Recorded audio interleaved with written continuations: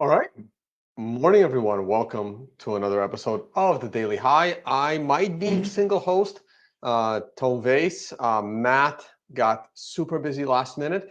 Hopefully, he can still able to join. This is going to be a super quick show because I have to once again go for a specialty dive. I'm trying to get my certifications here in as many disciplines on diving as possible before my multi-month trip to Asia. Okay, so here we go. Can I just get confirmation that the audio is good and that the video is good? Being on a show by yourself makes this part a little bit trickier. I am trying to use this mic right here that I'm wearing, but I'm not sure I was using it the last couple of days. And last time I used it, there were issues. Okay, let's go to the chart. Okay. You know what? Nothing has changed. This is why we didn't do a show yesterday. We didn't do a show yesterday because nothing had changed. And then yesterday afternoon, we were looking super, super good. We were basically closing at a new 1, 2, 3, 4, 5, 6, 7, 8, at a new 8-day high, actually 9-day high, because if you count this massive candle, we were closing the day above that. And I was super, super happy at the end of market close yesterday because we were literally right at $98,000. And what is happening today? Well, today, once again, it is as if nothing is happening. But even though nothing is happening, this is actually not a very good sign. We are now looking at a potential. Remember, today's Thursday, so we still have 3 days to go. We are looking at a potential new 1, 2, 3, 4 week low close, and at the very bottom of the tone vase no trade zone. So what happens if we end up below the tone vase no trade zone? Well, we do have a slightly higher opportunity for a bounce, but at the same time, we have a slightly higher opportunity for a complete and utter meltdown. So this is a very, very rough danger zone. So right now we're in a no trade zone. And right here, if we fall out of that zone starting next week and we start trading in this zone, this is the zone between 91,500 and 95,500. This is a trade zone, but you don't know which direction to trade.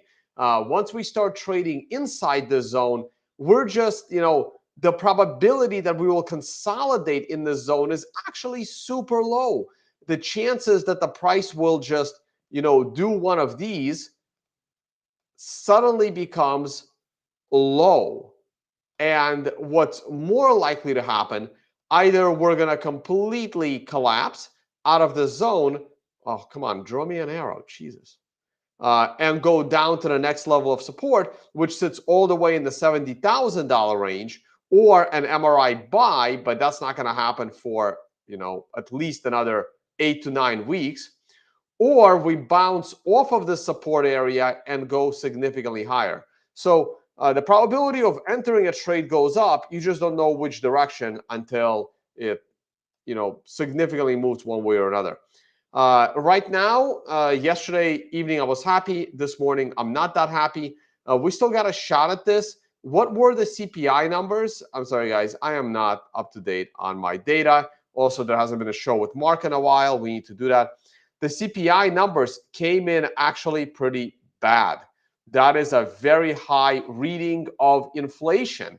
So why didn't the markets collapse more? Well, if we look at yesterday's daily S&P candle, we can say, well, if the CPI data was so bad, and I'm actually curious how the stock market did yesterday early in the morning. If we go to a 10-minute chart on the S&P 500, here's a 10-minute chart. Here's yesterday. And right, so here we go. Here's yesterday's candle. The CPI numbers were terrible and the market crashed. But look what happened the rest of the day. The rest of the day, the market rallied. Now, how did Bitcoin do yesterday off of the same situation? Well, in Bitcoin, if I just stick to the hourly chart, that's probably the opening candle. Yep, there's your CPI numbers.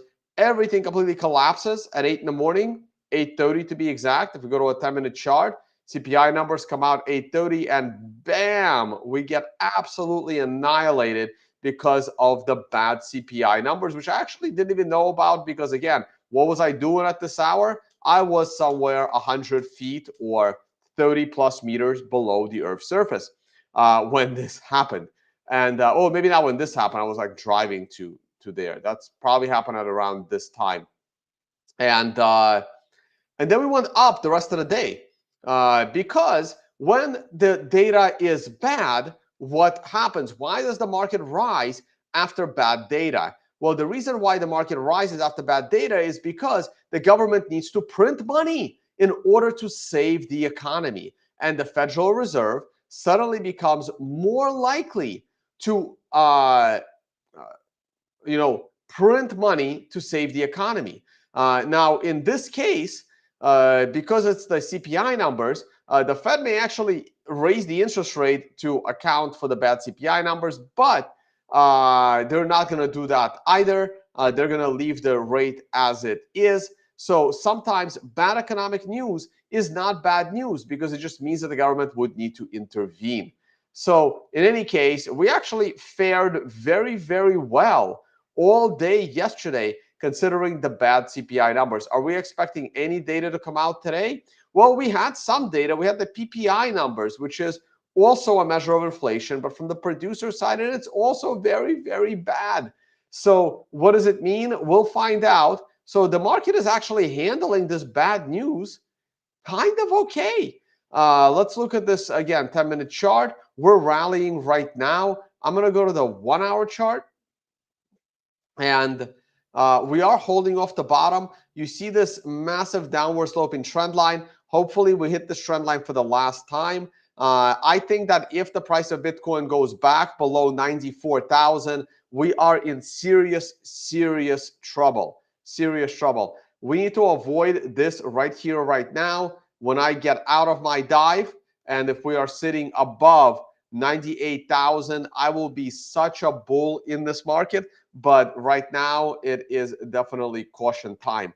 Overall, nothing has changed. This is going to be a very, very fast show. This market needs more and more time to develop. You can see by the max pain, it was 56, now it's 55. What is the price of what the hell is we're exactly 55? So the price shouldn't go anywhere. We are right there. If I review how much Bitcoin the ETFs have purchased, the ETFs have been selling a little bit of Bitcoin all week.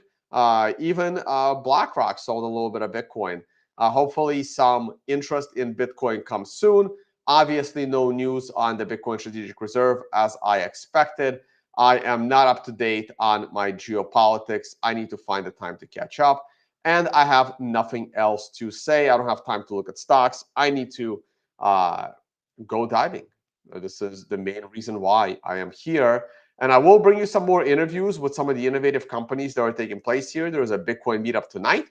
And I'll probably bring my camera and we'll do a little bit of interviews on what's going on here in Rotan. Are we back to bad news is good news? Maybe, maybe.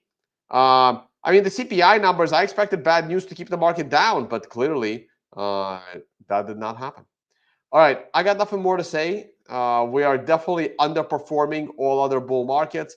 We're entering the end of cycle phase in March, but if we're this low, it'll probably get delayed till the end of the year. Just a sneak peek at gold and oil real quick. Gold. Well, was that an MRI top? I have a downward arrow here, waiting for the MRI on a daily. Boom, there it is. We had an MRI top. We're now in a 1 to 4 day pullback and correction. We got a green star candle. Gold is looking good again. Gold is looking great. We're on a weekly scale. We got a couple of more weeks of upside. I believe it's candle number 6 or 7. Come on, MRI load. It's a large piece of code. It takes a while. Waiting for the MRI to load.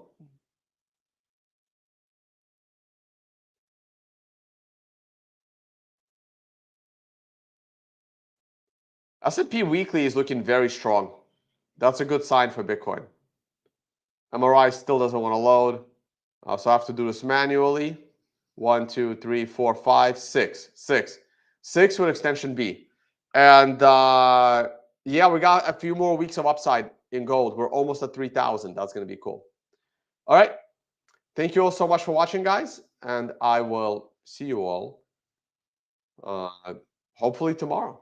But if nothing's happening, maybe we won't do a show. Maybe we'll do a show on Saturday. Well, we'll see. Well, we tend to skip shows when there's nothing interesting going on. There's nothing more for us to say.